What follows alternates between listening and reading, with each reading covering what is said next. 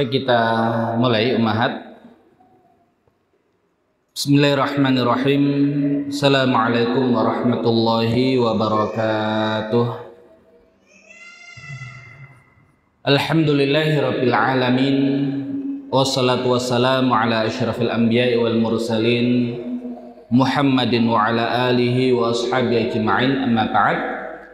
Para ummahat yang dirahmati Allah Subhanahu wa taala, puji syukur alhamdulillah di pagi hari ini di Senin pekan yang pertama Allah Subhanahu wa taala kembali mengumpulkan kita di kajian rutin bulanan Ummahat Mahdhara yang insyaallah kita akan melanjutkan pembahasan dari kitab Darajum Sayyidat Baitin Nubuwah yang membahas tentang para wanita mulia yang berada di dekat Nabi Muhammad sallallahu alaihi wasallam, di mana di pembahasan terakhir adalah tentang Ummul Mukminin Khadijah bintu Khuwailid, dan kita upayakan di satu pertemuan kita membahas satu Ummahatul Mukminin ya, sehingga kita ringkaskan dan ya agar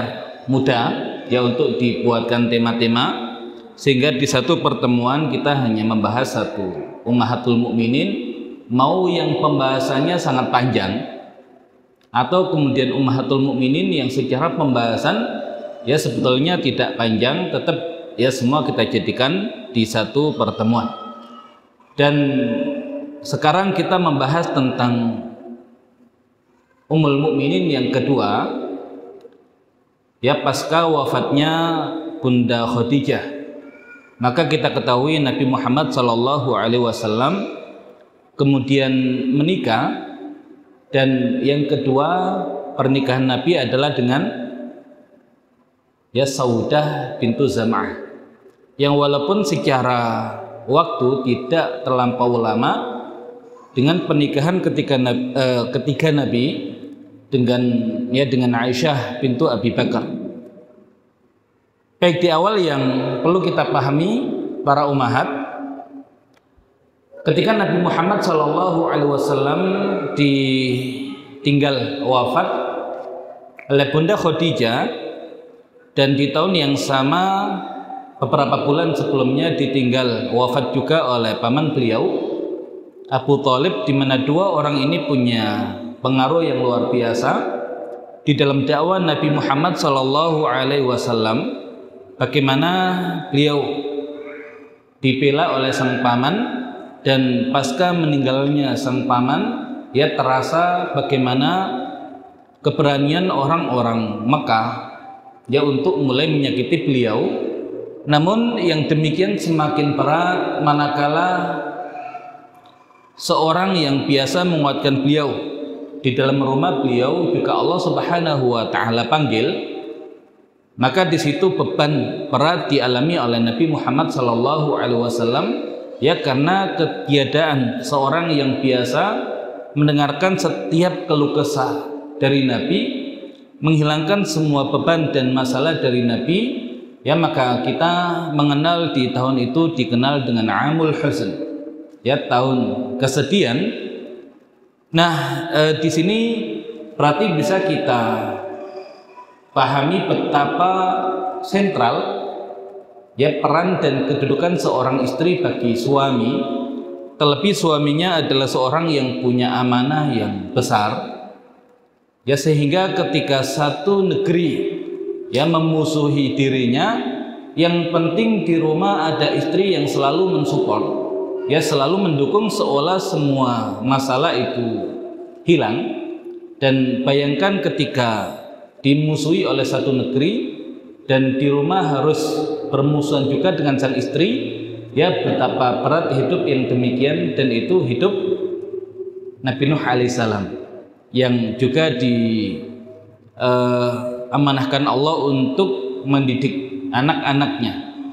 Nah, kalau Nabi Muhammad SAW saja ketika ditinggal Bunda Khadijah merasakan kesedihan yang luar biasa, dan itu sangat nampak sehingga para sahabat melihat ada perbedaan pada diri Nabi Muhammad SAW yang seolah kehilangan keceriaan, dan memang secara beban semakin berat, di mana Nabi harus memikirkan dua hal sekaligus.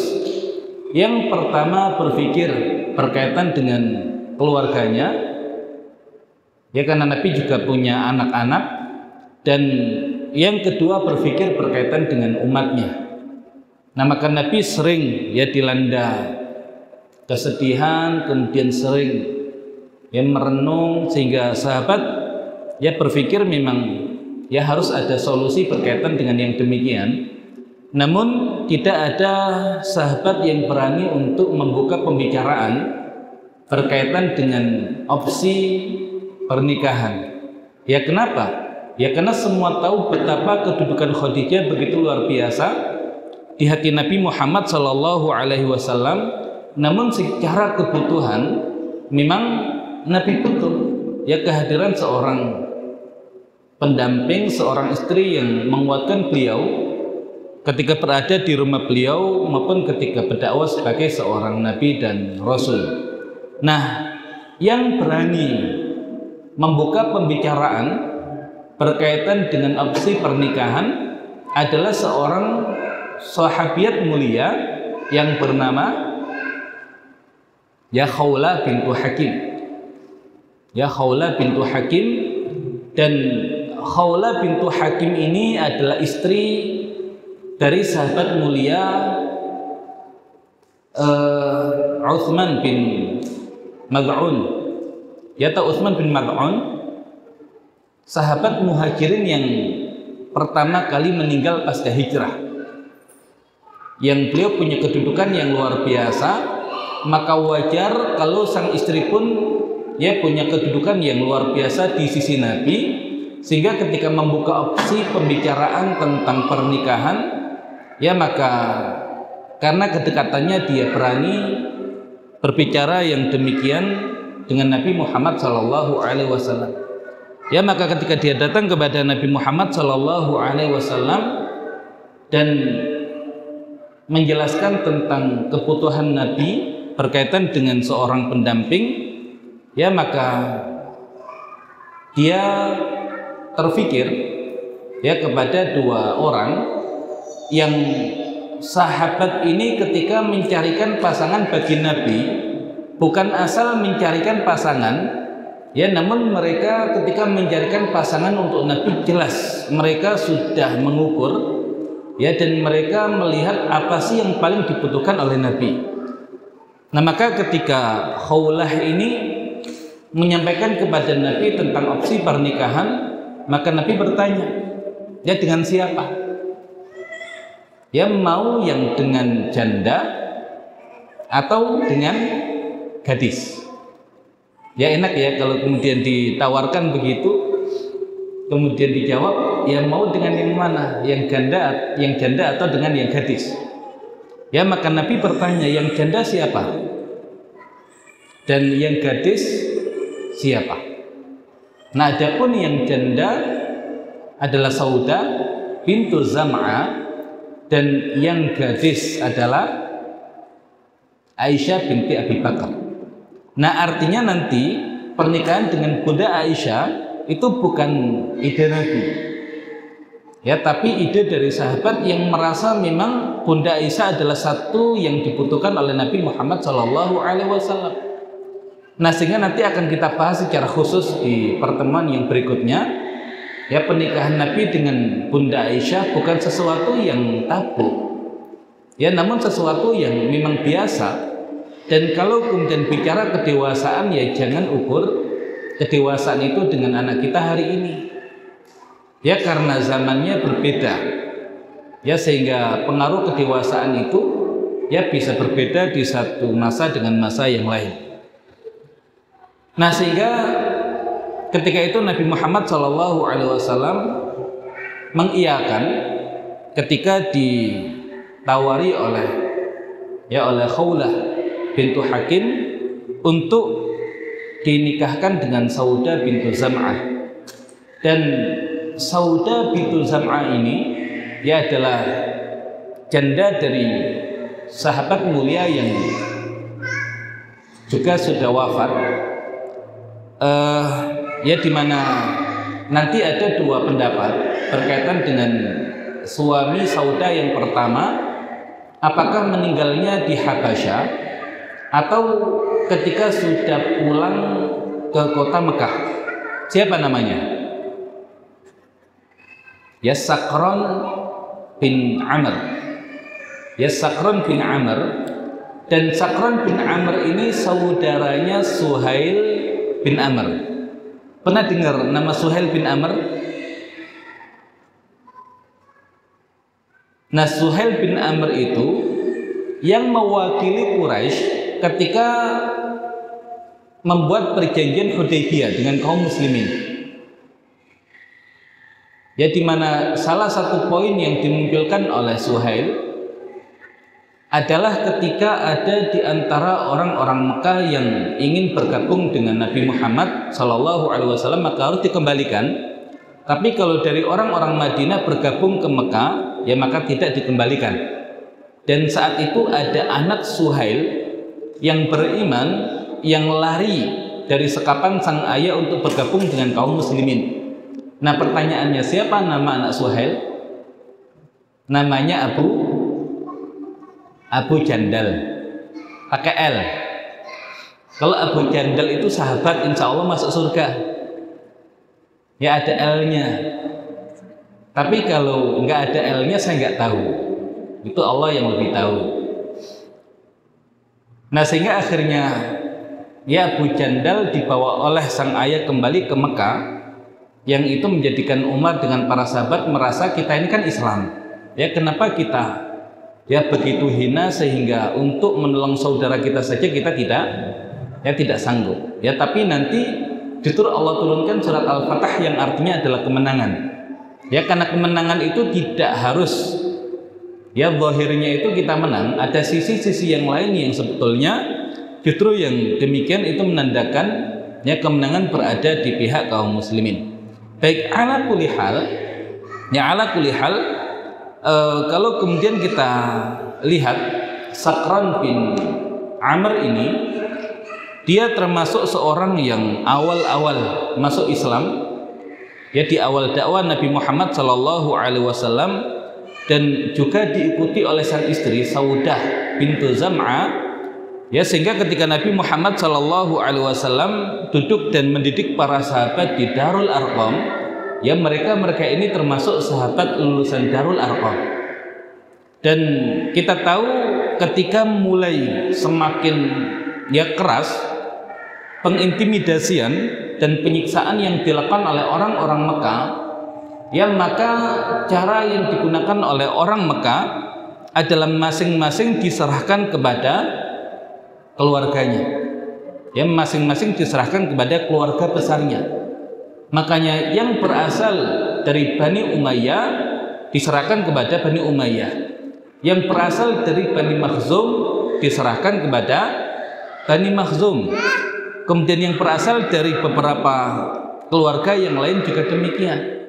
Dan kalau urusannya sudah keluarga, maka oleh orang-orang Arab saat itu dianggap urusan internal. Jadi bahkan kalau keluarga bunuh keluarganya nggak ada masalah. Ya nggak ada masalah.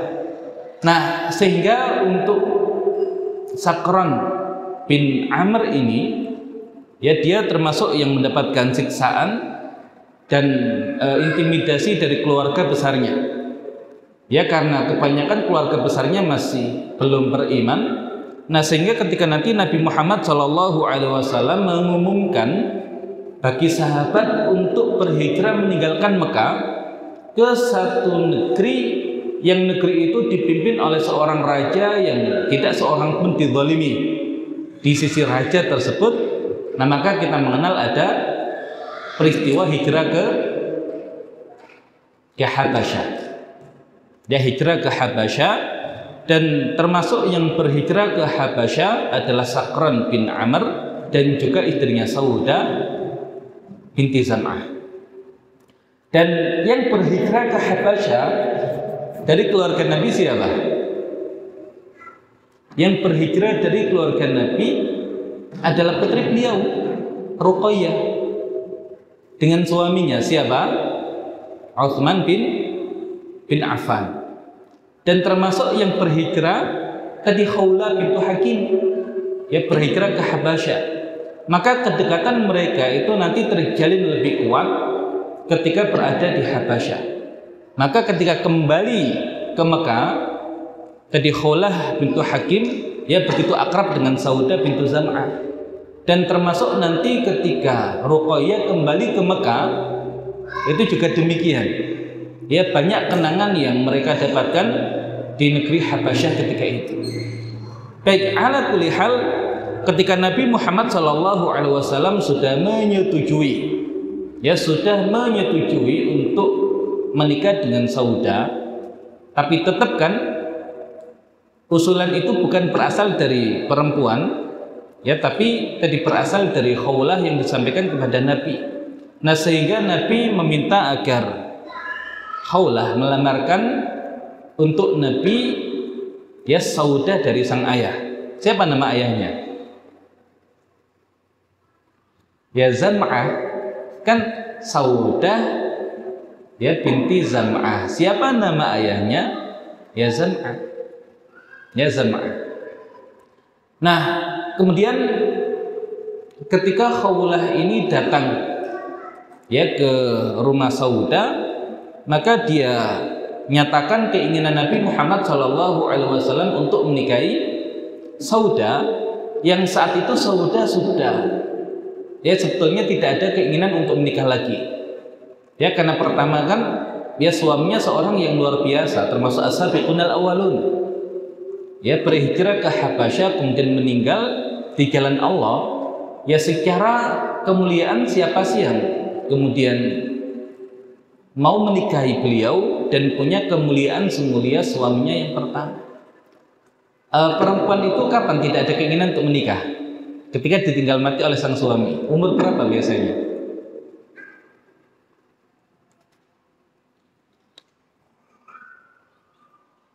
Biasa umur berapa? Ummahat? Nggak tahu, belum merasakan itu. Nah, Saudah dengan Nabi lebih tua mana?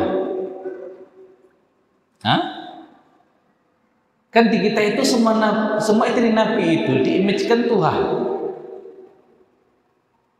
Ya kenapa begitu? Ini nggak tahu, mungkin ada framing dari para ibu-ibu. Jadi kalau ingin menikah lagi itu kayak Nabi, istrinya tua-tua, nenek-nenek. Ya padahal enggak.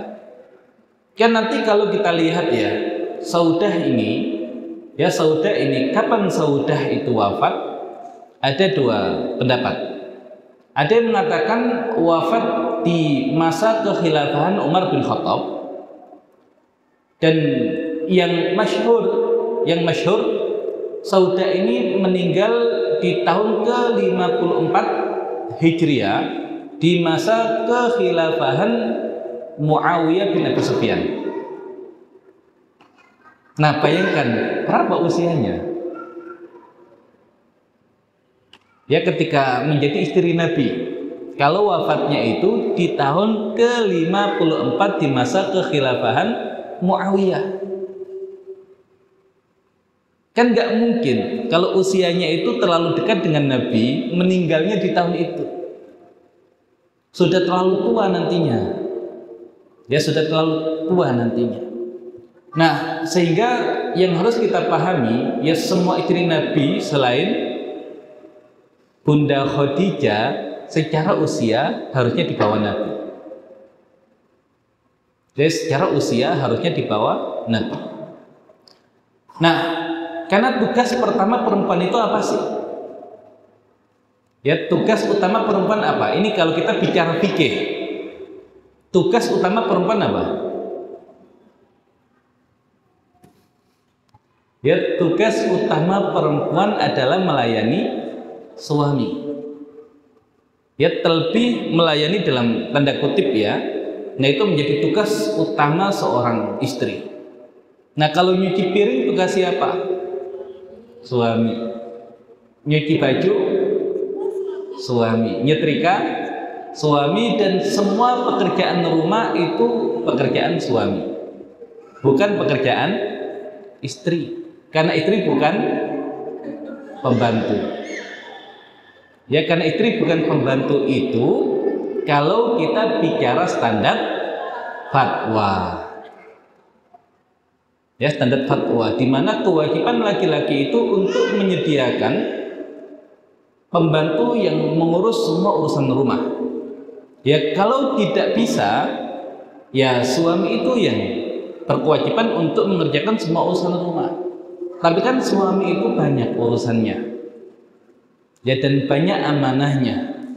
Nah, sehingga ya betapa baiknya seorang perempuan yang harusnya itu tugas suami tapi kemudian diambil alih, ya, untuk dikerjakan, sehingga dia nyuci piring dia dikerjakan sendiri, kemudian ngepel dikerjakan sendiri, nyuci baju dikerjakan sendiri, kemudian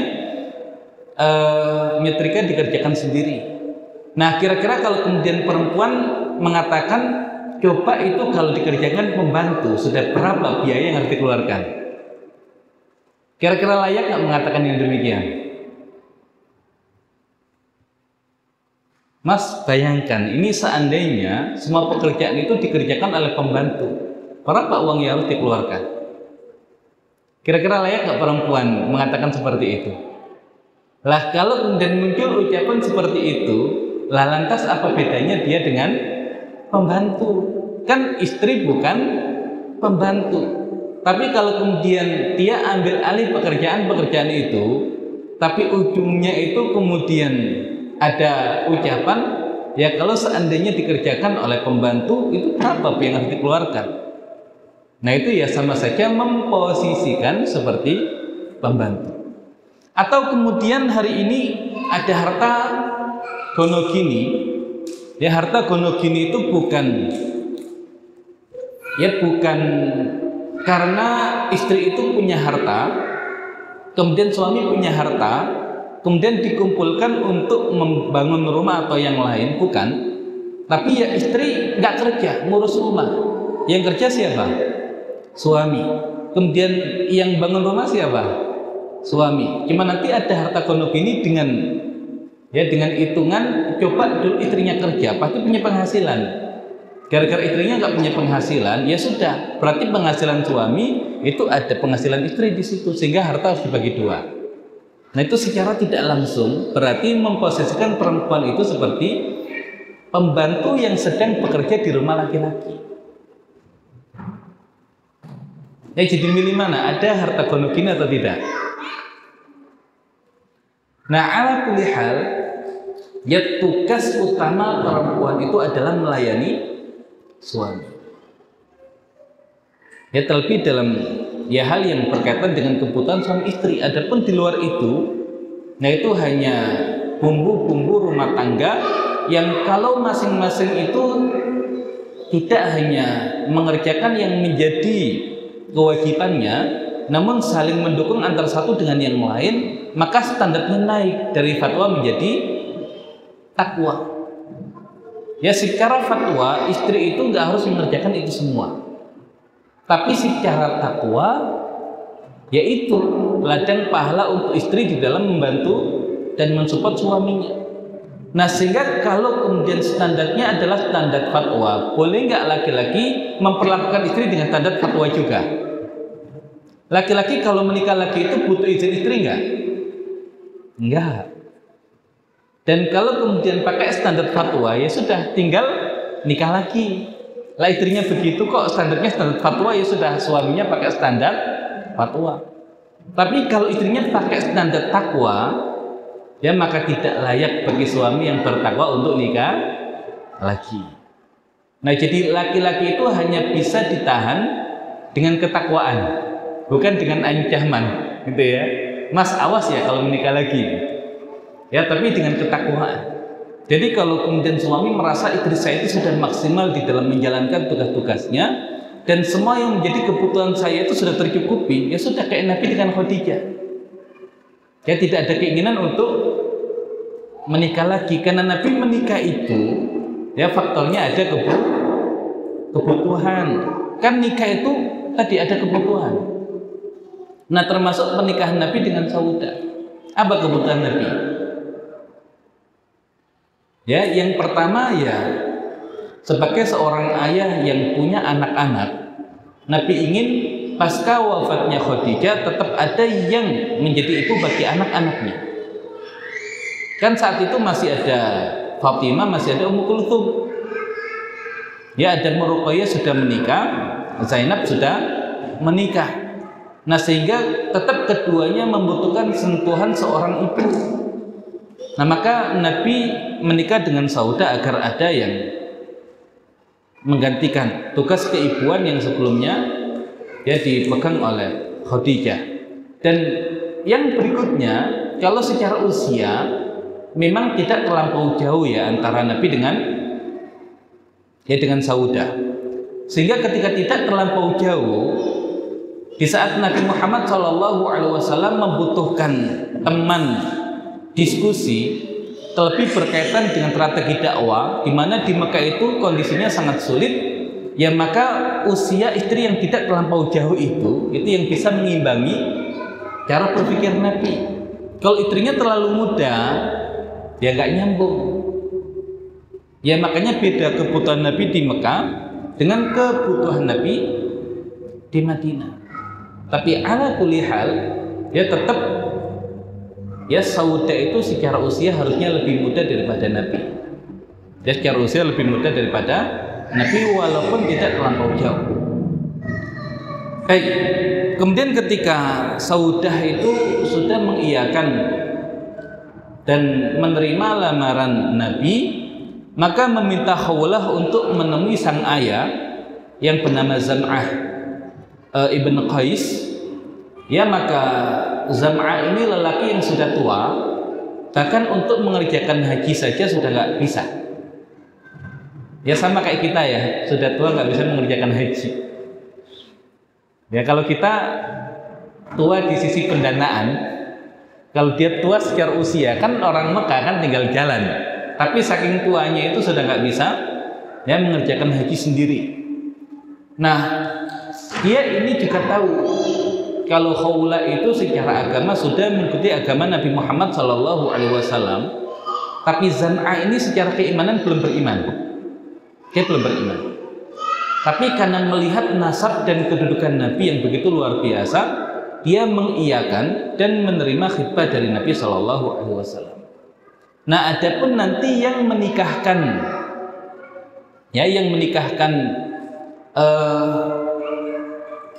Saudah ini, ya ada yang mengatakan ayahnya, ya ada yang mengatakan ayahnya. Kalau yang menikahkan ayahnya masih mungkin nggak? Kan ayahnya tidak beriman, masih mungkin nggak? Ya mungkin saja. Ya kenapa? Karena fasenya masih fase Makkiyah. Kan suami istri masih beda agama, itu kan masih diizinkan. Ya masih diizinkan, belum harus berpisah. Contohnya siapa? Zainab putri Nabi, kan suaminya Abul As masih belum beriman. Bahkan nanti ketika perang itu kan menjadi tawanan perang Badar, dan baru kemudian ditebus oleh Zainab, ya kemudian kedepannya baru dia beriman. Ya kedepannya baru dia beriman. Jadi masih memungkinkan sebetulnya, karena secara aturan pernikahan belum turun ayat-ayat yang membahas tentang aturan syariat secara detail, karena masih di fase Makkiyah. Nah nanti ada yang menyebutkan yang menikahkan Saudah itu adalah sepupunya. Dia adalah sepupunya. Nah sepupu itu bisa nggak jadi wali? Bisa. Sepupu itu mahram nggak? Bukan. Ya sepupu itu bukan mahram, tapi bisa jadi wali. Boleh nggak sepupu menikahi sepupunya? Boleh, kan bukan mahram. Kan bukan mahram. Ya makanya kalau secara perwalian itu kan nanti sama seperti waris ya, ayah, kemudian kalau nggak ada ayah ya ke kakek dan terus ke atas. Kalau dia ada ya ke saudara laki-laki yang seayah dulu, seayah seibu kandung. Kalau nggak ada yang seayah seibu, ya seayah saja. Kalau kemudian tidak ada, ke siapa? Ke anaknya saudara, baru nanti kan ke paman, ke anaknya paman, dan seterusnya. Maksudnya sepupu itu dia bukan mahram, tapi dia bisa menjadi wali. Maka kalau tidak salah dulu pernah kita ceritakan kisah Farosdak. Tahu Farosdak? Ya, Farosdak itu seorang penyair yang dia kalau buat syair itu ya suka ngejek orang, tapi kalimat penyair itu sama seperti media hari ini, kalau sudah dipublikasikan itu diingat orang. Nah, maka Farosdak ini punya sepupu perempuan yang ingin menikah, dan dia meminta Farosdak untuk menjadi walinya. Dan kata Farosdak, ya saya mau jadi wali, tapi kamu harus mau menikah dengan siapapun yang saya pilihkan. Dan perempuan itu mengatakan, iya nggak apa-apa. Dan ternyata oleh Farosdak dinikahkan dengan siapa? Dengan dirinya sendiri. Saya nikahkan kamu dengan diri saya sendiri. Nah, maka seolah sepupunya ini ditipu oleh Farosdak. Maka akhirnya dia melapor kepada khalifah saat itu, Abdullah bin Zubair, yang ketika terjadi dualisme kekuasaan, kan nanti daerah Hijaz itu dikuasai oleh Abdullah bin Zubair. Maka oleh Abdullah bin Zubair yang diadui masalah itu mengatakan, saya bisa memisahkan kamu dengan sepupumu, tapi syaratnya izinkan aku untuk membunuh dia. Kenapa? Karena dia penyair. Kalau aku tidak bunuh dia, pasti dia akan serang aku dengan syair-syairnya, yang itu akan diingat oleh orang, dan itu berbahaya. Nah, kira-kira pilihan wanita itu milih dipisahkan tapi sepupunya dibunuh, atau tetap menjadi istri dari sepupunya? Lah, namanya sepupu kan ya masih ada perasaan kasihan dengan sepupunya. Dan akhirnya dia memilih untuk melanjutkan pernikahan dengan Farosdak. Ala kulli hal, ya ada dua riwayat itu. Yang menikahkan adalah ayahnya, yang menikahkan adalah sepupunya yang sudah beriman. Ya, sepupunya yang sudah beriman. Berapa mahar yang diberikan oleh Nabi? Ya, berapa maharnya? Ya, dikatakan mahar yang diberikan oleh Nabi adalah 400 dirham. Nah, 400 dirham, dirham hari ini kalau kita bandingkan dengan dinar, itu kan jomplang. Kan satu dirham itu berapa? 80 ribuan ya, sekitar itu ya. Kalau satu dinar kan sudah 4 jutaan, kan jomplang banget. Kalau dulu perbandingan antara dinar dan dirham itu 1:10 atau 1:12 ya, tapi normalnya 1:10. Nah, berarti kalau kita pakai yang perbandingan 1:10, kalau 400 dirham berapa dinar? 40 dinar. 40 kali 4 juta berapa?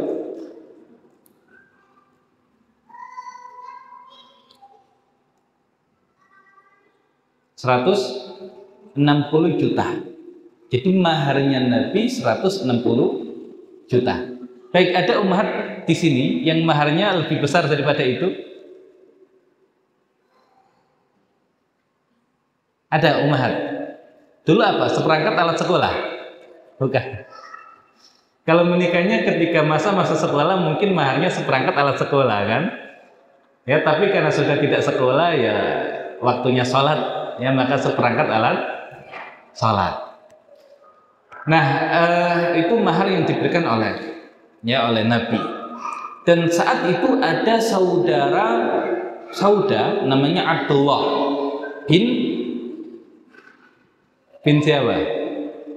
Saudaranya Sauda, ya, bin Zam'ah, yang sedang berada di luar Mekah saat itu ketika mendengar saudarinya menikah dengan Nabi Muhammad SAW. Saking ya dia itu menyesali kejadian itu dia taburkan debu di kepalanya sendiri. Ya, sebagai rasa itu aib yang luar biasa bagi dia, karena membiarkan Ya, saudarinya menikah dengan Nabi Muhammad SAW. Ya, saat itu dia masih kafir. Dan dia mencela perbuatan sang ayah yang menikahkan saudarinya itu dengan Nabi. Ya, walaupun nantinya ketika Abdullah bin Zam'ah ini masuk Islam, maka dia mengenang ya masa di mana dia menyesali pernikahan Nabi dengan Saudah menjadi sesuatu yang seharusnya tidak layak dia lakukan. Ya, karena betapa kemuliaan yang didapatkan oleh keluarganya ketika saudarinya menikah dengan Nabi Muhammad SAW. Baik, Nabi menikah dengan Saudah. Ya, Nabi menikah dengan Saudah. Kemudian di waktu yang tidak lama Nabi menikah dengan Aisyah. Nah, namun bedanya apa? Pernikahan Nabi dengan Saudah dan pernikahan Nabi dengan Aisyah. Kalau pernikahan Nabi dengan Saudah itu langsung dilanjutkan dengan rumah tangga. Kalau pernikahan Nabi dengan Aisyah, nah itu belum bisa berumah tangga. Kenapa?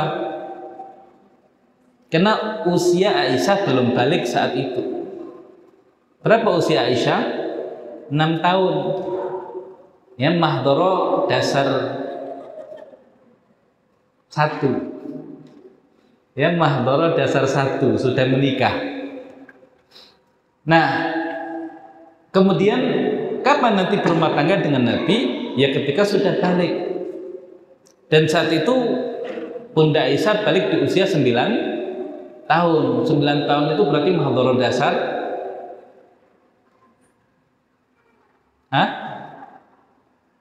Mahdoro ahwad sekarang, khusus ahwad. Ya, kalau kita hitung pakai itu, 9 tahun itu kelas berapa? Kelas 4. Nah, kelas 4 sudah berumah tangga. Tapi sudah dewasa. Ya, kenapa kemudian cepat dewasa? Ya, karena sebelum balik statusnya sudah sebagai seorang istri, pasti akan mempersiapkan. Sama kayak kita itu, kapan maksimal hidup di akhirat? Ya, kalau sudah mempersiapkan diri kita sebagai seorang mayit, maka akan maksimal. Sama kayak tadi, belum istri tapi statusnya sudah istri. Kita ini sudah mayit belum? Sudah. Ya, kita ini sudah mayit. Maka ada istilah mayit, ada istilah mayit. Nah, kalau mayitun yaknya disukun itu belum mati, itu yang sudah mati. Tapi kalau mayitun itu calon mayat. Makanya dikatakan di Al-Qur'an, innaka mayyitun wa innahum mayyitun. Sesungguhnya engkau itu mayit, Muhammad, dan mereka juga mayit. Nah, mayit itu yang masih hidup tapi calon mayat. Kalau mayit itu yang sudah meninggal. Baik. Nah, ala kulli hal, walaupun Nabi istrinya 2, tapi tetap berumah tangganya baru dengan 1 orang istri, yaitu Saudah. Nah, dikatakan ya di masa-masa awal ya pernikahan Nabi dengan Saudah, nah itu Ruqayyah itu pulang dengan Utsman dari Habasyah. Ya, dari Habasyah untuk kembali ke Mekah. Dan di Habasyah itu kan ya dekat antara para wanita ya, termasuk Saudah dengan Ruqayyah ini. Makanya terkadang untuk membuka pembicaraan dengan Nabi kan harus ada pembicaraan yang nyambung kan. Ya, suaminya senang bola, istrinya senang apa, kan nggak nyambung. Ya, minimal ada sesuatu yang bisa dijadikan wasilah untuk menyambungkan pembicaraan. Nah, maka Nabi yang ada rasa rindu terhadap putrinya, nah itu sering mendapatkan cerita-cerita dari Saudah berkaitan dengan kondisi mereka yang ada di Habasyah. Nah, itu yang bisa dilakukan oleh Saudah untuk menyenangkan Nabi paling tidak. Dan ketika nanti Ruqayyah pulang, nah itu ketika terjadi dialog antara Nabi dengan Ruqayyah, ya Saudah bisa nyambung juga karena pernah merasakan yang ada di sana. Nah, sehingga terjadi keakraban. Nah, itu di fase Makkiyah.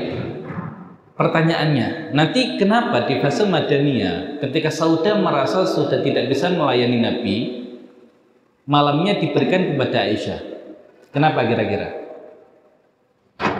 Ya banyak faktor, tapi salah satu faktor adalah ya karena Saudah di fase Makkiyah itu kan ngambil jatahnya Aisyah.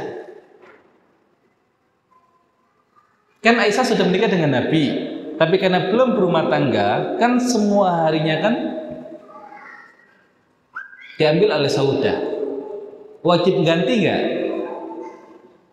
Wajib ganti nggak? Nggak. Kalau kewajiban ganti nggak. Tapi betapa Saudah itu ya tadi seorang yang sangat pengertian. Nah sehingga ketika merasa dahulu pernah mengambil harinya Aisyah, ya sudah. Ya nantinya diberikan kepada Aisyah. Baik, sehingga nanti akhirnya Nabi Muhammad SAW dengan para sahabat hijrah ke Madinah. Yang hijrah ke Madinah laki-laki bersama perempuan atau laki-laki duluan? Hah? Nah, yang berhijrah ke Madinah itu laki-laki duluan. Ya kenapa aib ya? Aib kalau ada perempuan yang disiksa dan dianiaya. Ya kecuali kalau statusnya itu budak atau mantan budak seperti Sumayyah. Tapi umumnya wanita-wanita terhormat yaitu tidak ada yang menyakiti. Makanya Nabi sudah berhijrah ke Madinah saat itu. Ya sudah berhijrah ke Madinah saat itu kemudian meminta kepada Zaid bin Haritha dengan salah seorang sahabat yang lain untuk pergi ke Mekah menjemput keluarga Nabi yang masih ada di Mekah. Siapa keluarga Nabi yang masih ada di Mekah? Dua putri Nabi, Fatimah dengan Ummu Kulthum. Kemudian istri Nabi siapa? Ya saat itu ya Saudah. Ya adapun Aisyah kan masih berada di bawah tanggung jawab Abu Bakar. Ya kemudian Ummu Aiman. Ya Ummu Aiman istri dari Zaid bin Haritha dan juga Usama bin Zaid itu masih ditinggal karena masih kecil saat itu. Nah itu baru kemudian dibawa ke Madinah. Baik, dan ketika nanti di Madinah, nah itu kan baru Nabi akhirnya juga berumah tangga dengan Aisyah. Nah, setiap istri Nabi itu kan nanti dibuatkan bilik. Dan bilik itu sesuai dengan urutan. Ya berarti dimulai dari biliknya Saudah, kemudian Aisyah. Ya walaupun nanti Fatimah dibuatkan rumah dekat Nabi juga, baru kemudian nanti ada bilik istri Nabi yang lain. Baik, berkaitan dengan Saudah ini. Nanti ada beberapa hal yang dicatat ya oleh para ulama, terlebih ulama sejarah, ulama sirah. Istri Nabi ini kan punya kekhususan dibandingkan dengan para wanita yang lain. Dan di satu momen Saudah ada keperluan untuk keluar. Dan ketika Saudah keluar itu Umar mengetahui yang demikian dan mengatakan, ya saya masih mengenalimu, kamu Saudah. Nah kalau bisa kan istri Nabi itu memang tadi ya termasuk nanti ayat hijab secara khusus itu kan diturunkan untuk istri Nabi. Nah cuman ketika kejadian yang demikian disampaikan kepada Nabi ya, dan nanti ada penjelasan bahwasanya seorang perempuan yang ada hajat ketika keluar ya nggak ada masalah, asal tadi keluarnya itu sesuai dengan yang Allah Subhanahu wa Ta'ala atur. Ya berkaitan dengan ayat hijab atau kemudian yang lain. Tapi intinya istri Nabi pun ketika ada hajat ya keluar dari rumah untuk menunaikan hajat. Yaitu diambil dari ya peristiwa ketika Saudah keluar dan nanti disampaikan kepada Nabi Shallallahu Alaihi Wasallam. Nah, ketika nanti sudah ya berumah tangga dengan Nabi, Bunda Aisyah dan juga Bunda Saudah ini, kira-kira hubungan Saudah dengan Aisyah itu akrab atau enggak akrab? Nah, ini belum terjadi kubu-kubuan. Ya, belum terjadi kubu-kubuan. Kenapa? Karena antara Saudah dengan Aisyah itu masih akrab. Kan nanti setelah itu kan nanti baru ada dua kubu. Ini masih satu kubu. Nah, maka hubungan Aisyah dengan Saudah ya biasa saja. Pertama, ya Saudah lebih dewasa ya secara usia sehingga mudah untuk memahami kondisi Aisyah. Yang berikutnya ya Aisyah yang melihat ya Saudah seorang yang memang lebih dulu berumah tangga dengan Nabi, ya senior lah bahasanya. Nah, namun apa yang terjadi di rumah tangga Nabi kan dikisahkan ketika Aisyah itu membuat satu makanan yang diberikan kepada Nabi. Nah, di belakang Nabi itu duduk Saudah. Nah, ini berarti waktu ngumpul ya, waktu ngumpul ini nggak kebayang oleh kita kayaknya. Kebayangnya oleh sebagian saja. Nah, ketika Aisyah itu juga menawarkan kepada Saudah untuk makan, kan Saudah nggak mau makan. Ya, kata Aisyah, kalau kamu tidak mau makan, akan aku toletkan makanan ini ke mukamu. Nah, kan akhirnya Aisyah itu mengambil makanan itu dan menoletkan ke wajahnya Saudah. Dan Nabi kemudian memegang tangan Saudah menoletkan ke makanan itu untuk ditoletkan ke Aisyah, ya sebagai tadi balasan atas perbuatan Aisyah. Nah, kelanjutannya seperti apa? Nah, ini bukan momen yang Aisyah melempar piring, bukan. Beda itu nanti. Ya, dengan istri yang lain. Ya, kalau ini dengan Saudah itu seakrab itu. Ya, seakrab itu. Ya, kira-kira sebagai apa Nabi? Gak usah dibayangkan ya. Nah, itu ya Saudah jadi bisa mengimbangi Aisyah saat itu. Nah, Nabi Shallallahu Alaihi Wasallam itu kan kalau pergi, kalau safar ya biasanya safarnya ya untuk perang. Diajak nggak istri Nabi? Diajak.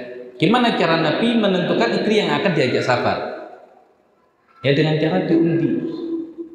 Ya dengan cara diundi. Boleh nggak melakukan undian? Boleh, nggak ada masalah. Yang nggak boleh itu undian ya perhadiah, judi itu yang nggak boleh. Tapi kalau kemudian menggunakan qur'ah, undian seperti itu ya nggak ada masalah. Nah, terkadang Saudah juga nanti ketika malamnya sudah diberikan kepada Aisyah, ketika namanya pun keluar itu juga memberikan waktunya untuk Aisyah. Memberikan waktunya untuk Aisyah. Baik. Kemudian nanti ketika sudah ya semakin tua secara usia, walaupun ya tuanya wanita itu ya nggak tua-tua amat lah. Berbeda dengan laki-laki. Laki-laki itu kalau disebut tua berarti tua banget. Ya 70 tahun itu tua nggak laki-laki? Enggak, masih boleh jadi capres. Masih muda berarti. Ya, jadi untuk laki-laki itu nggak ada batas tuanya. Ya, 70 tahun menikah ya wajar, 80 tahun menikah ya masih wajar. Tapi kalau perempuan 60 tahun saja menikah, itu sudah diomongi orang satu kampung. Ya, diomongi orang satu kampung.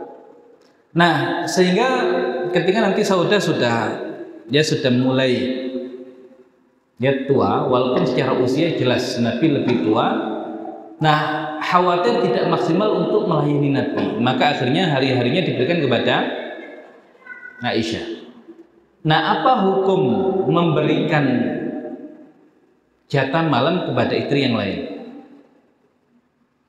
Atau hukum memberikan jatah malam kepada suami, terserah suami itu mau milih dengan siapa? Apa hukumnya? Makanya hari ini akhirnya ada pembahasan tentang nikah misyar. Tahu nikah misyar? Jadi nikah di mana seorang perempuan itu melepaskan semua haknya. Ya, termasuk nggak minta jatah hari. Ya, tidak meminta jatah hari. Jadi yang dia butuhkan hanya status sebagai seorang istri. Ya, status sebagai seorang istri. Nah, itu sekarang banyak terjadi di negara-negara Arab. di saat mereka menganggap mahar itu adalah nilai dari seorang perempuan. Maka kalau maharnya seperangkat alat sholat, ya senilai itu perempuan itu. Ya, atau seperangkat alat sekolah, ya sudah. Atau kalau laki-lakinya hobi mancing, ya seperangkat alat mancing. Nah, sehingga cara pandang seperti itu cara pandang yang kurang tepat. Tapi itu berlaku di negara-negara Arab. Jadi kalau semakin bisa memberikan mahar yang luar biasa atau memberikan hadiah yang luar biasa kepada keluarganya, oh ini berarti laki-laki memuliakan wanita.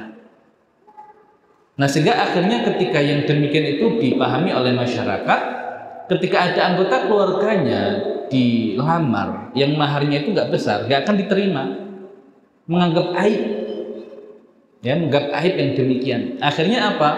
Yang datang ngelamar ditolak, lama-lama perempuan itu ya tua juga.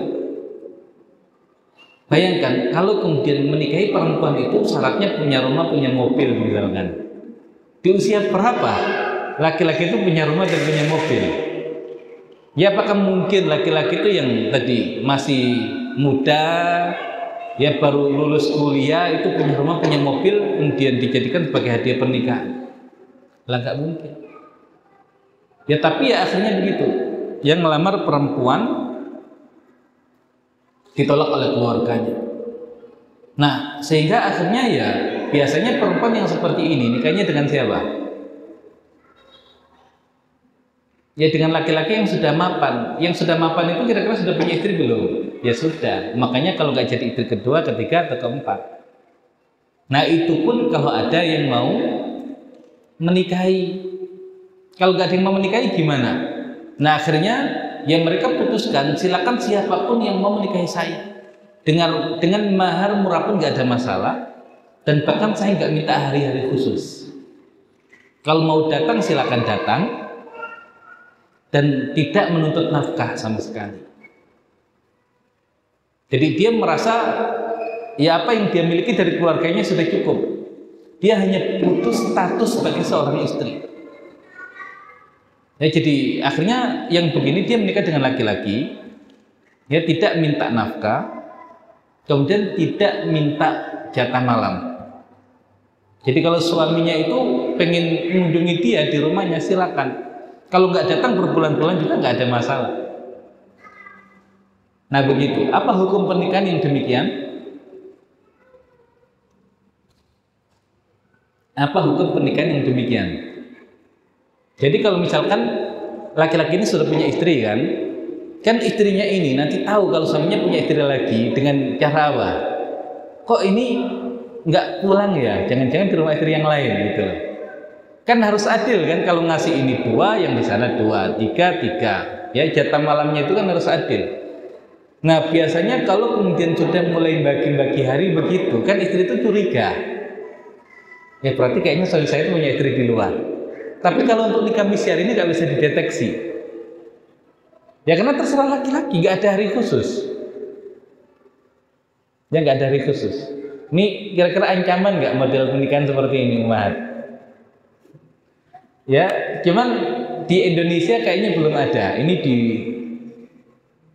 di Timur Tengah sana. Ya, di saat para wanita itu sudah tua, perawan tua, ya karena ya tadi faktor ketika masih muda itu dilamar ditolak oleh keluarganya. Nah, dalil pernikahan yang demikian itu sah adalah seperti Bunda Saudah yang merelakan hari-harinya untuk Aisyah. Jatah malamnya untuk Aisyah kan boleh, nggak ada masalah kan? Nah, kenapa? Karena yang menjadi hak istri terserah istri mau digimanakan, ya mau digimanakan. Nah, makanya nanti ketika sudah merasa tidak bisa maksimal melayani suami, dan kalau di Al-Quran itu kan kaitannya dengan nusyuz. Nah ini yang kemarin kita bahas di tadabbur surat An-Nisa. Ya salah satu bentuk nusyuz itu ketika misalkan suami itu meminta kepada istri, tapi mungkin istri yang secara fisik itu sudah terlampau tua, nah itu tidak sanggup untuk melayani suami. Nah itu ada potensi istri itu nusyuz. Nah sehingga kalau istri itu nusyuz, boleh nggak kemudian suami itu menceraikan istrinya?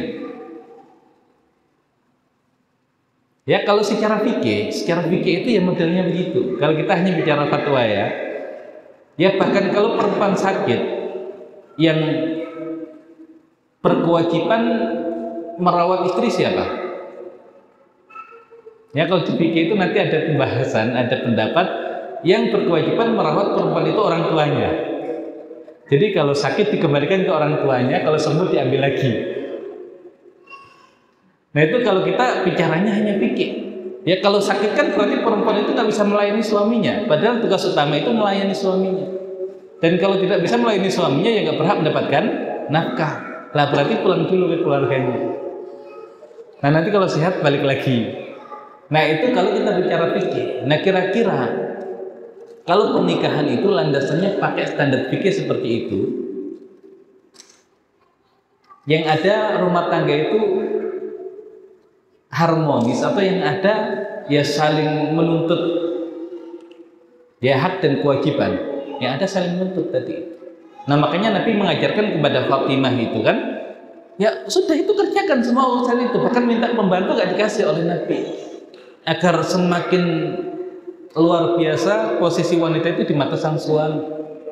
Nah begitu. Baik. Nah Bunda Saudah memberikan jatah malamnya pada Aisyah. Ya pertama karena tadi di fase Makkiyah beliau sudah mengambil jatahnya Aisyah. Yang berikutnya kan dia bisa mengatakan kepada Nabi, wahai Nabi, silakan engkau memilih siapapun istri engkau, ya memilih istri engkau di waktu yang itu adalah jatah saya. Boleh nggak? Boleh nggak? Boleh. Tapi kenapa Saudah itu menunjuk secara khusus memberikan jatah malamnya kepada Aisyah? Kira-kira kenapa? Hah? Nah, ini lihat betapa Saudah itu memahami Nabi Muhammad SAW. Kan mungkin kalau kita kan tadi justru akan memilihkan istri yang paling gak disukai. Biasanya begitu. Nah, kalau istri yang mencintai suaminya enggak, demi kebahagiaan suami, dia akan pilihkan jatah malamnya diberikan kepada istri yang paling dicintai. Tapi kenapa Bunda Saudah memilihkan? Kenapa tidak menyerahkan kepada Nabi saja? Silakan Nabi, jatah malam saya engkau gunakan ya untuk mendatangi istri yang kau sukai. Kan bisa kan? Cuman kalau seandainya demikian, apa konsekuensinya? Nabi itu kan adil, nggak mungkin akan diberikan hanya kepada Aisyah. Pasti Nabi akan menggunakan waktu kosong itu untuk dibagi rata dengan istri-istri yang lain. Nah berarti kan tidak berdampak apapun untuk Nabi. Nah makanya karena saking ya Saudah itu mengenal Nabi, dan agar kemudian lebih banyak waktunya untuk ya Aisyah, ya menunjuk secara khusus malamnya untuk Aisyah. Boleh nggak istri yang lain protes? Kok tidak digunakan untuk saya? Lah kan yang punya malam memberikan pada Aisyah, bukan kepada Nabi. Tapi kalau memberikan kepada Nabi, mungkin istri-istri yang lain akan protes. Nah sampai sepaham itu Saudah. Nah kalau kita itu kan kadang justru menyerahkan kepada suami ya sebagai satu bentuk cinta, ya terkadang nggak begitu. Kadang justru pilihan istri itu yang lebih ditunggu oleh suami. Udah deh mas, terserah kamu gitu. Nah terkadang itu tidak menjadikan suami bahagia. Ya udah mas, serahkan pada saya. Nah itu kadang lebih bahagia. Makanya dikatakan di Sudan itu kalau sudah S1, kan nikah itu sebelum S1. Sudah S1 nanti istrinya mencarikan istri yang kedua. Kalau S2 istri keduanya menjadikan istri ketiga. Kalau sudah S3 istri ketiganya menjadikan istri yang keempat. Nah itu bahasanya mas serahkan pada saya. Nah itu suaminya lebih bahagia. Ya dibandingkan silakan nyari sendiri mas gitu. Ya tapi di belakangnya awas ya kalau berani gitu. Nah itu berkaitan dengan jatah malam. Nah jatah malam yang diberikan itu Yang sudah lewat apa yang akan datang? Yang akan datang. Baik, berarti kalau kemudian ditarik lagi, saya nggak jadi memberikan jatah malam saya, bisa nggak? Bisa, kan itu hibah. Dan hibah itu kan satu yang akan datang. Dan kalau ditarik lagi nggak ada masalah. Ya, tapi apakah Bunda Saudah pernah menarik itu? Tidak. Nah, sudah diberikan kepada Bunda Aisyah sampai selesai nanti Nabi wafat. Kemudian berikutnya berkaitan seandainya ditarik ya, berkaitan dengan yang sudah lampau, boleh nggak dia minta ganti? Kan jatah malamku dulu kamu ambil, berarti gantian dong. Boleh nggak demikian? Nggak boleh. Ya, jadi berkaitan dengan yang sudah berlalu ya sudah berlalu. Makanya nafkah itu dia nggak bisa ditarik mundur. Nafkah itu hanya bisa diperjuangkan untuk yang akan datang. Kalau ditarik mundur nggak bisa. Ya, jadi suami ketika memberikan nafkah untuk istri sudah diberikan. Kemudian kok qadarullah, ya istri ini nggak minta belanja ke suami, pakai uangnya sendiri. Ya, kemudian meminta ke suami untuk dirapel, Mas ini nggak ngasih sudah 3 pekan nih. Harusnya per pekannya sekian. Nah, yang kemarin-kemarin itu pakai uangku. Boleh nggak bagi suami untuk nggak ngasih? Ya boleh saja, kan sudah selesai urusan. Kan sudah ridho kan? Nah, kecuali kalau kemudian jatah pekan ini belum dikasih, minta. Ya, kemudian jatah berikutnya belum dikasih, minta. Tapi kalau kemudian nggak minta, sudah bisa diatasi. Nah, jangan pernah meminta yang sudah berlalu. Ya, karena nafkah itu nggak bisa dirapel. Ya, makanya nanti kalau dilaporkan ke hakim saya sudah 4 bulan nggak dikasih belanja sama suami. Nah, hakim akan paksa suami itu ngasih belanja nggak? Kalau nggak saya pisahkan kalian. Oh ya Pak Hakim, saya kasih uang belanja. Nah, yang dikasih kapan? Belanja saat itu dan yang akan datang. Yang berlalu sudah hilang. Nah, itu konsekuensi nafkah itu begitu. Nah, makanya kalau istri kok tadi kebutuhan apapun itu pakai uangnya sendiri, kemudian nanti nutut ke suami, Mas ini kemarin-kemarin tuh itu masih pakai uang saya, kok suaminya mengembalikan. Nah, itu bentuk ihsan suami kepada istri, bukan kewajiban suami kepada istri. Ya, terlebih kadang dengan cara seperti itu kan digunakan untuk suaminya mau nggak mau harus ganti. Mas mau beli ini, oh jangan. Mas mau beli ini jangan. Tapi kalau beli duluan, Mas tadi udah beli ini nih gitu. Tapi masih pakai uangku. Nah, itu kan mau nggak mau kadang suaminya harus ganti.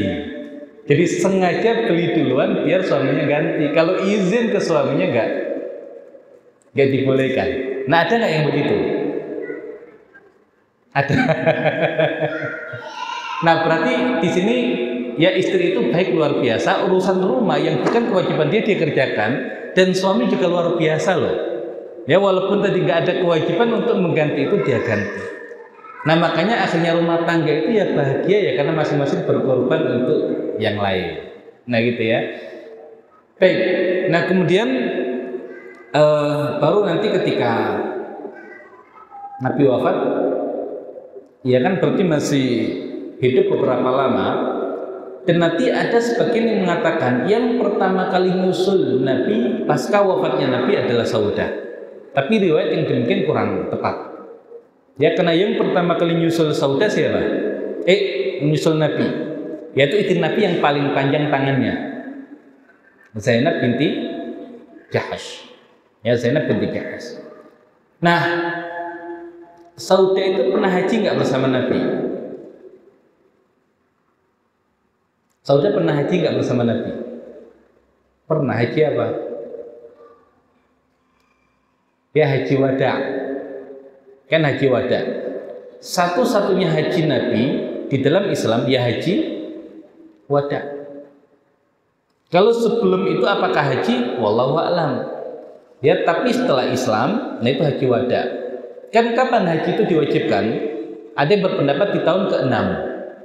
Hijriah. Ada yang mengatakan tahun ke-9 Hijriah. Tapi seandainya kita ikut pendapat yang mengatakan haji itu diwajibkan tahun ke-6 Hijriah, kan Nabi baru haji di tahun ke-10. Berarti boleh mengakhirkan haji. Ya, dalam mazhab Syafi'i boleh bagi orang yang sudah wajib haji untuk mengakhirkan haji. Tapi syaratnya dia berazam untuk mengerjakan haji. Nah, kalau meninggal gimana? Belum sempat haji. Kalau meninggal,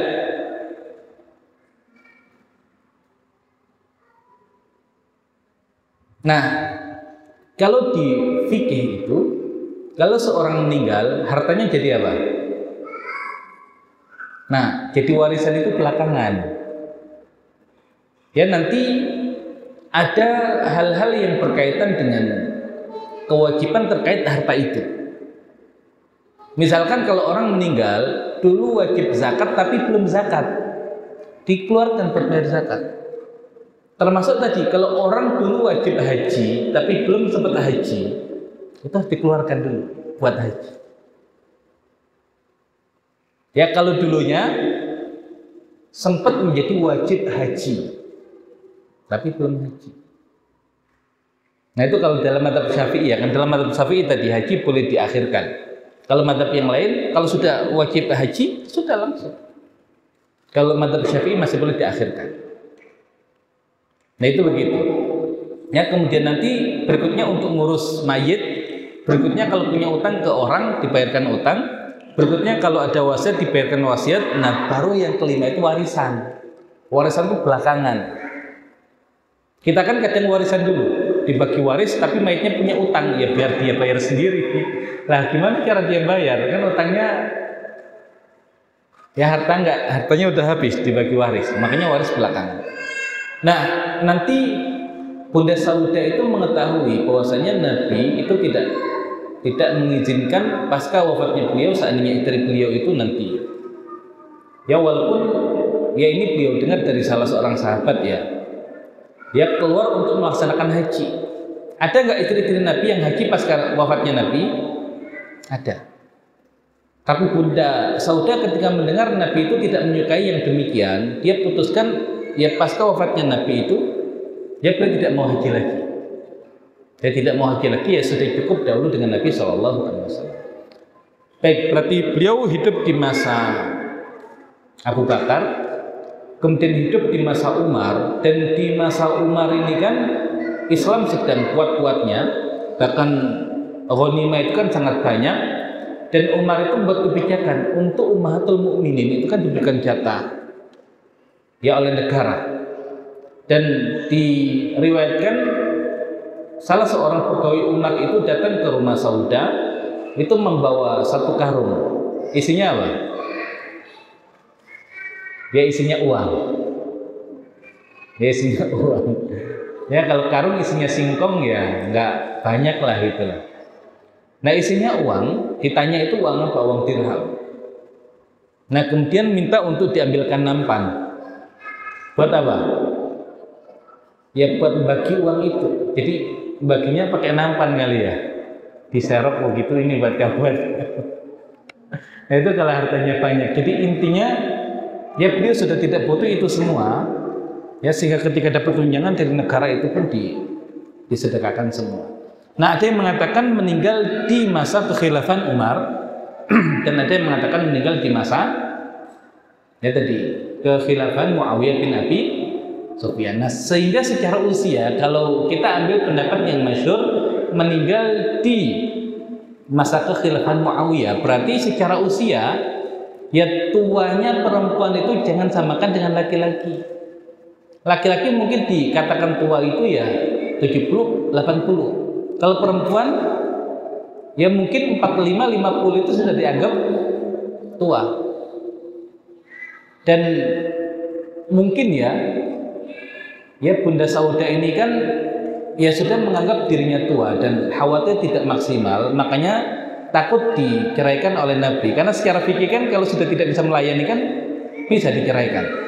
Nah, beliau tidak mau itu terjadi, maka sebelum itu terjadi memberikan jatah malamnya kepada Aisyah. Ya, agar apa? Agar statusnya masih menjadi istri Nabi dan nanti di akhirat pun akan menjadi istri Nabi. Nah, kenapa wanita di usia mungkin 50 tahun itu sudah merasa tua? Kenapa kira-kira?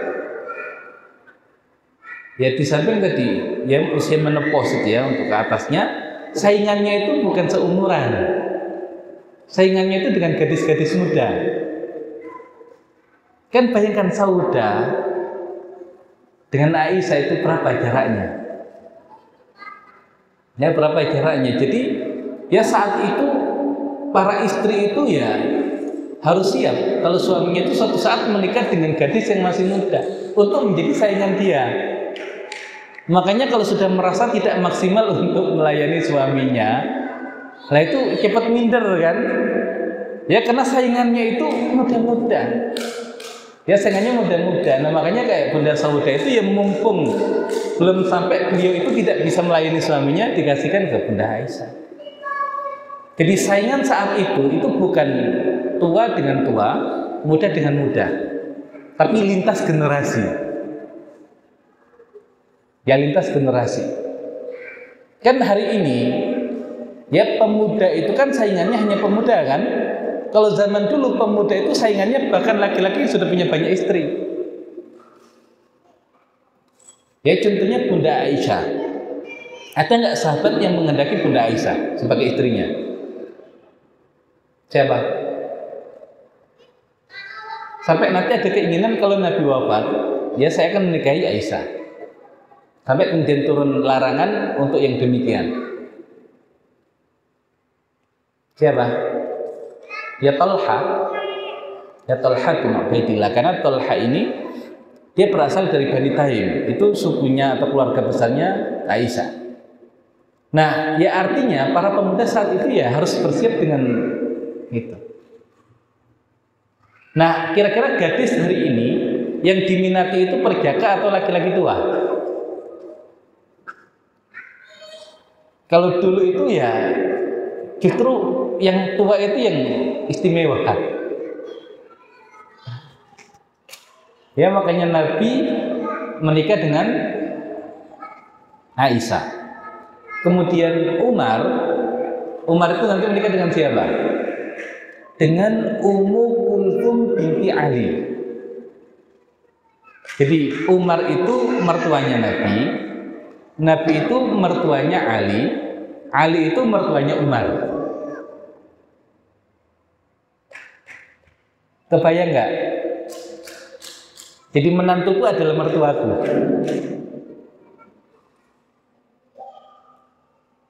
Ya menantuku adalah mertuaku. Ya karena Nabi menikah dengan Hafsah putri Umar, kemudian Umar menikah dengan Ummu Kulthum putrinya Ali, Ali menikah dengan Fatimah putrinya Nabi. Nah itu zaman kita kan nggak kebayang yang begitu, tapi zaman dulu biasa itu. Jadi persaingan itu persaingan sehat. Jadi akhirnya perjaka itu kalau saya nggak segera menikah dengan gadis, ya nggak dapat gadis. Ya karena saingannya dengan yang sudah senior nih. Nah maka para pemudanya lebih pemberani gitu. Nah itu masa di mana Islam itu ya tadi ya pertumbuhan kedewasaan lebih cepat. Nah hari ini ya 30 tahun saja masih anak-anak. 40 tahun masih nggak yang karakternya itu masih kayak anak-anak. Nah masih ada nggak 40 tahun itu buat beli bensin itu minta orang tuanya. 40 tahun belum menikah, laki-laki bensin buat jalan, buat nongkrong itu minta orang tuanya. Lah di kampung masih banyak. Nah itu kualitas muslimin hari ini. Nah maka memang butuh dikembalikan ya bagaimana usia itu maksimal seperti di zaman Nabi. Ya seperti di zaman Nabi. Baik, jadi intinya ya tadi untuk Bunda Sauda demikian. Ya Bunda Sauda demikian. Baik umat silakan ada yang mau didiskusikan. Ya tidak banyak riwayat yang membahas tentang Bunda Sauda. Ya, karena istri yang secara usia tidak jauh dari suami itu perannya bukan di luar, biasanya perannya di dalam. Makanya kayak Bunda Khadijah kan masa hidupnya panjang, tapi hadits-hadits atau riwayat yang menerangkan tentang Bunda Khadijah nggak banyak, karena lebih banyak waktunya dihabiskan untuk ngurus masalah rumah.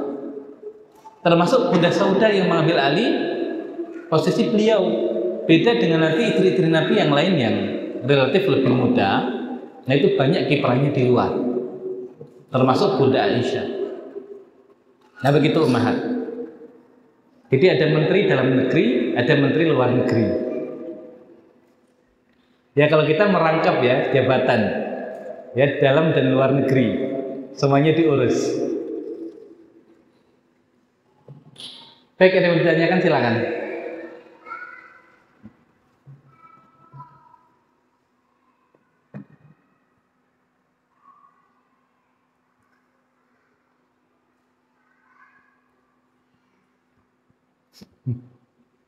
Bingung mau nanya apa? Ini apa namanya?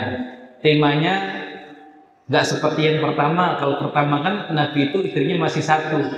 Nah, ini kan awal Nabi itu istrinya sudah mulai dua. Kan nggak seru lagi. Itu kali ini. Kalau di Allah biasanya fase serunya itu ya fase ini dan seterusnya. Ya, kalau versi ibu-ibu fase yang menarik itu ya sebelum Bunda Khadijah meninggal, itu fase paling menarik gitu, dari kehidupan Nabi dibalik. Baik, silakan Ummahat. Ya, termasuk tadi berkaitan dengan aturan fikih ya, karena dari istri Nabi yang bermacam-macam itu justru dari situ kemudian hukum fikih itu bisa diambil. Termasuk tadi memberikan jatah malam. Bayangkan kalau semua istri Nabi itu muda-muda.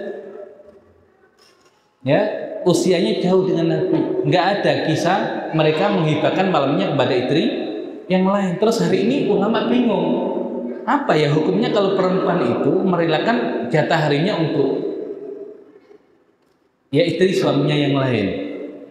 Bingung tadi, termasuk untuk nikah misyar itu hukumnya apa. Tapi dengan adanya kasus ini, nah itu akhirnya kita hari ini mendapat ada dalil untuk menjadikan landasan tentang yang demikian itu.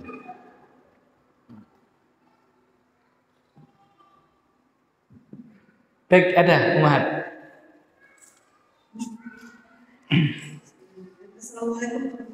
Waalaikumsalam warahmatullahi wabarakatuh. Iya. Seorang istri itu dikasih misalnya dengan beda gitu. Misalnya istri yang pertama itu pindah banyak, yang kedua itu belum memiliki anak atau bahkan cuma satu gitu. Kan misalnya suami membagi anak itu yang untuk istri yang lebih banyak itu anak istrinya gitu, dengan istri yang anaknya lebih sedikit. Baik. Jumlah hari itu bukan berdasarkan jumlah anak, karena jatah hari itu bukan jatahnya anak. Jatah pembagian hari itu jatahnya istri. Yang mau anaknya 100, yang satu anaknya 1. Ya kalau jatah malamnya ini satu malam, ya ini satu malam. Nah itu. Nah bayangkan kenapa ada pembagian itu? Ya ada pembagian itu. Kan makanya kalau bisa rumah istri satu dengan istri yang satunya itu nggak jauh-jauh. Asalnya begitu konsepnya. Jadi ada dua konsep poligami. Yang pertama poligami versi Nabi Ibrahim, yang kedua poligami versi Nabi.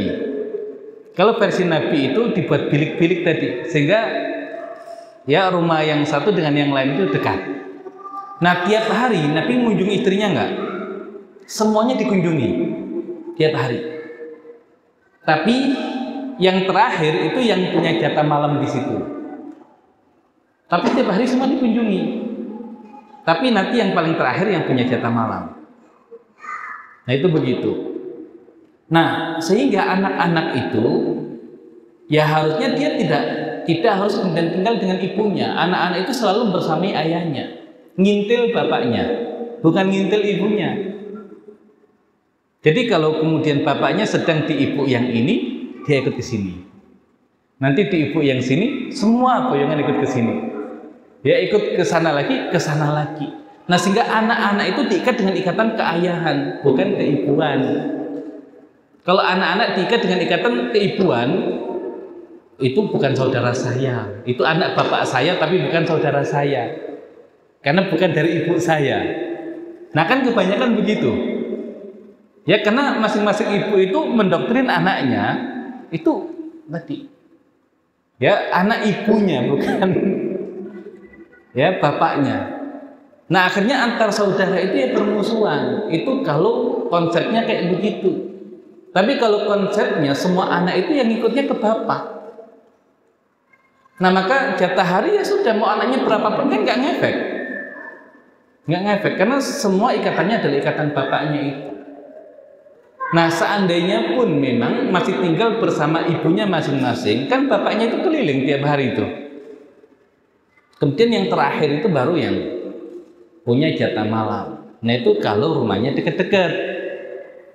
Kalau rumahnya jauh kayak Nabi Ibrahim ya, satu di Palestina, satu di Mekah, kan nggak mungkin kan tiap hari itu mengunjungi dua-duanya.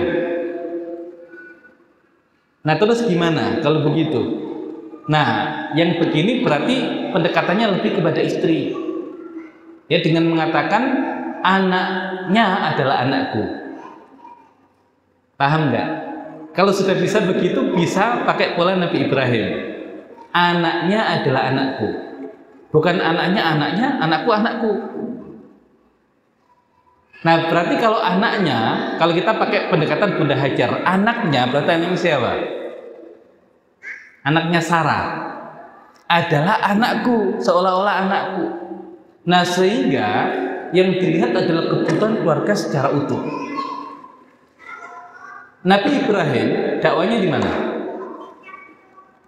Dia di negeri Syam, di Palestina. Kemudian ketika beliau sangat fokus pada lingkungan, makanya Hajar dan Ismail itu kan ditaruh di Mekah. Mending gak ada orang daripada tetangganya kafir. Nah, baru dititipkan kepada Allah. Nanti kedatangan orang-orang Jurhum, tapi malah orang Jurhum beriman. Makanya uniknya agama Nabi Ibrahim, walaupun beliau lebih banyak di negeri Syam, di Palestina, tapi ajarannya dilanjutkan oleh orang-orang Arab, keturunan Nabi Ismail. Makanya Yahudi coba tanya dari syariat Nabi Ibrahim, gak ada yang tahu. Nasrani juga nggak ada yang tahu. Yang tahu justru orang-orang Arab. Nah, saat itu di Syam ini kan masyarakatnya masyarakat kafir. Nah, Ishak itu harus tumbuh di masyarakat yang lingkungannya seperti itu. Mungkin nggak Nabi Ibrahim itu harus sering ke Mekah. Di saat di Mekah itu masyarakatnya sudah beriman, dan di Syam masyarakatnya masih kafir. Kalau Hajar ditinggal di Mekah kan masih aman, masyarakatnya sudah beriman. Tapi kalau Sarah ditinggal di Palestina sering-sering, nggak aman gitu. Termasuk untuk Ishak juga. Makanya seolah Hajar menganggap kebutuhan Ishak di sana itu lebih mendesak untuk dibersamai Nabi Ibrahim. Maka kalau anaknya adalah anakku, sudah nggak ada masalah. Jatah malamku kasih ke sana. Nah, itu untuk kebaikan keluarga. Jadi ngumpul di dunianya sedikit nggak ada masalah. Yang penting nanti di akhirat bisa ngumpul semuanya. Nah, ini versi Nabi Ibrahim. Jadi milih yang mana? Nabi Ibrahim yang jarak satu rumah dengan rumah yang lain jauh, atau seperti Nabi Muhammad, ya jaraknya dekat-dekat, bilik-bilik kayak begitu. Atau nggak milih dua-duanya? Kan di Al-Quran itu kan ada beberapa kisah kan yang suaminya baik, istrinya baik. Ya, suaminya baik, istrinya nggak baik. Atau kebalikannya, istrinya baik, suaminya nggak baik. Ada yang suami istri nggak baik. Lah, suami istri sama-sama nggak baik ya seperti Abu Lahab. Ya, istri baik, suami nggak baik ya kayak Fir'aun. Suami baik, istri nggak baik kayak Nabi Nuh, Nabi Lot. Yang sama-sama baik ya kayak Nabi Ibrahim, Nabi Muhammad. Tapi dua-duanya poligami. Jadi pilih yang mana? Oh, saya Nabi Daud saja, lebih banyak lagi istrinya. Oh, Nabi Sulaiman kalau begitu, gitu ya. Ini para raja lebih banyak lagi. Nah, ya jadi begitu ya. Jadi jatah hari itu tidak diukur dengan jumlah anak. Tapi kalau jatah nafkah mungkin. Nafkah dalam artian tadi, ya kebutuhan materi ya. Kan pokoknya istri pertama itu jatahnya 5 juta, istri kedua 5 juta. Lah ini anaknya banyak. Ini anaknya cuma 1, ya beda kebutuhannya.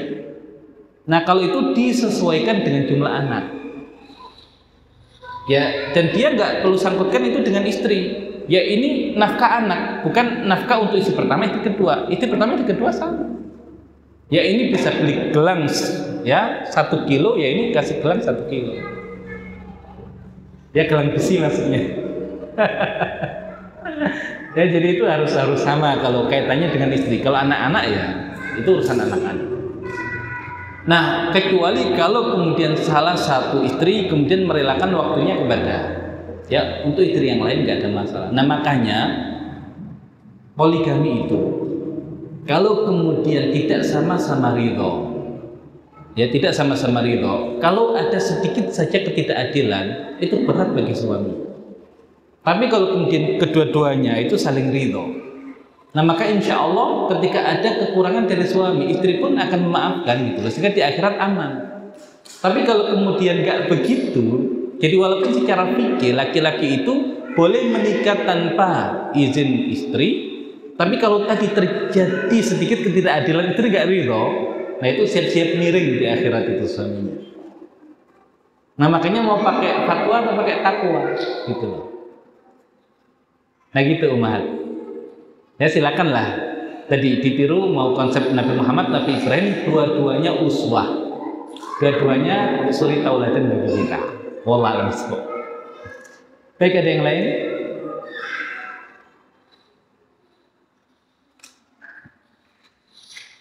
Sebelum kita tutup, ada Ummahat.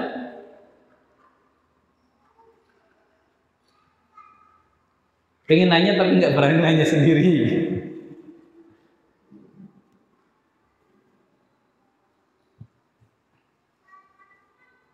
Baik, sudah. Baik, ya demikian insyaallah berkaitan dengan pembahasan Bunda Sauda. Ya dan nanti insyaallah di pertemuan berikutnya masuk di istri yang ketiga, yaitu Bunda Aisyah. Dan terkadang kalau kita hari ini ada nggak yang bisa disuruh menyebutkan istri Nabi berurutan? Ada yang bisa? Berapa sih jumlah istri Nabi? Ya 11. Ada yang mengatakan 13. Tapi yang 13 itu memasukkan Maria dengan Juwairiyah, dengan Raihana. Sebagian mengatakan dua-duanya itu bukan istri tapi budak. Maka istri Nabi itu 11. Yang 2 budak. Nah 11 itu ada nggak yang bisa mengurutkan urut? Nah saya ngafal-ngafal tapi nggak hafal-hafal. Nah tapi kalau kemudian kita tadi sudah mengkaji Bunda Khadijah, Bunda Sauda, nanti insya Allah bulan-bulan berikutnya nanti hafal sendiri.